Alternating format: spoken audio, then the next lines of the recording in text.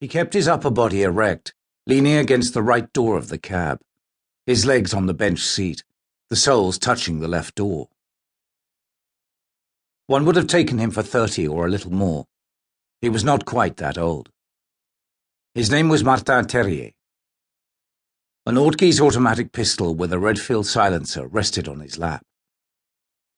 The Bedford was parked in the northern suburb of Worcester, in a residential neighbourhood full of Tudor-style houses, with half-timbering and small-paned windows, whose crosspieces were painted a shiny black.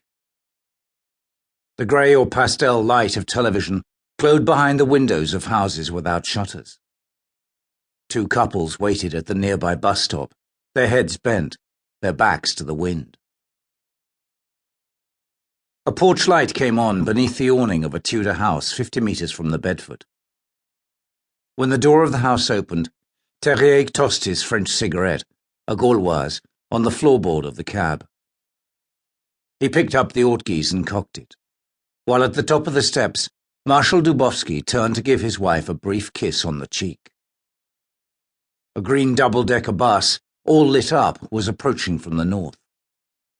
Crammed into a beltless putty raincoat, Dubowski began to run on his short legs. With one hand clutching a fluffy green velvet Tyrolean hat to his head, he crossed the yard on the double, hurried down the sidewalk, and reached the stop 3 seconds ahead of the bus.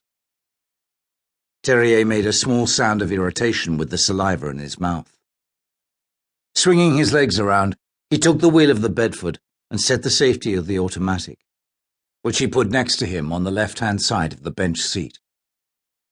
Meanwhile, the two couples and Dubowski were getting into the bus. Terrier allowed it to get a little ahead. In the centre of Worcester there is a square that is the terminus of several bus lines. As he was parking the Bedford there, Terrier saw Dubowski go into a movie theatre that was showing a double feature, a mediocre American thriller starring Charles Bronson along with a regional black-and-white British comedy with Diane Salento. Once the bus passengers had dispersed, the square was deserted. Across from the theatre, a pub devoid of all picturesqueness and looking more like a big laundrette cast pools of yellow light on the sidewalk through its opaque windows. In her glass cube at the back of the lobby, the theatre cashier was knitting. A fake redhead dressed in a poppy-red 3/4-length coat of acrylic fur, wearing scarlet lipstick, too much mascara, and black plastic boots with very high heels, came out and left the theatre. A red purse slung across her shoulder, she had her hands in her pockets and wore a sullen, calculating expression. Dubowski followed 20 metres behind. He cast a furtive glance toward the pub. When the girl and the man were away from the theatre and were about to go around the corner, Terrier released the clutch and caught up with and overtook them.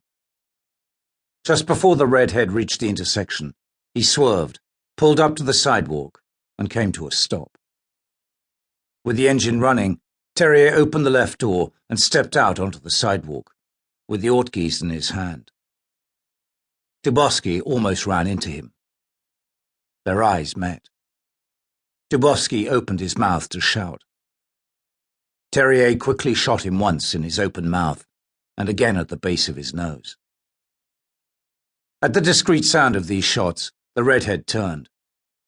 Terrier also turned, and they found themselves face to face, just as Dubowski's head, which was split open, full of holes, and shattered like the shell of a hard-boiled egg, hit the sidewalk with a squishy sound.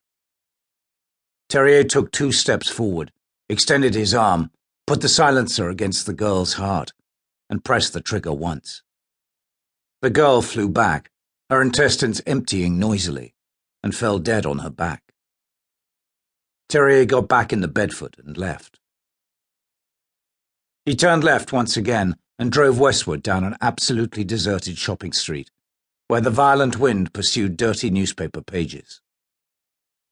Behind the dark shop windows were hundreds of empty suits, thousands of empty shoes, thousands of square cardboard labels bearing prices in pounds sterling, and occasionally in guineas.